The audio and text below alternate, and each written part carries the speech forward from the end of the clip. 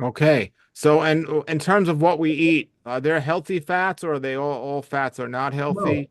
there are incredibly healthy fats. In fact, I make the point fat is one of the essential macronutrients of the diet. We need a certain amount of fat and oil. The mistake that people make is that they're getting it in bottled oil form. I never, under any circumstances, recommend bottled oils. I recommend oil only in the food in which it's contained.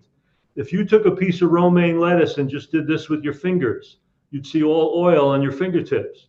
Romaine lettuce alone has about 5 to 7% body fat content. We only need about 10 to we only need about 15% fat in the entire diet. So we're looking at getting oils and fats in the food. So for example, nuts, seeds, plants, greens, those kinds of avocado, those are going to provide the fat we need. There's no animal in nature that isolates the pure fat from their food chain, puts it in big bottles of liquid fat we call oil, and then douse it on everything. It's been absurd. And then oil those, think about all the oils that are added to processed foods to make them more palatable. So we're getting this inundation of high fat and oil calories. And, and I make the point, one of the big mistakes that vegans and raw food people were making for many years was eating so much coconut oil.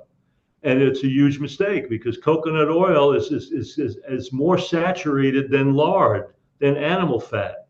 So I tell people, you got to be sensitive to the fact that we want oil only in whole foods, not in bottled oils.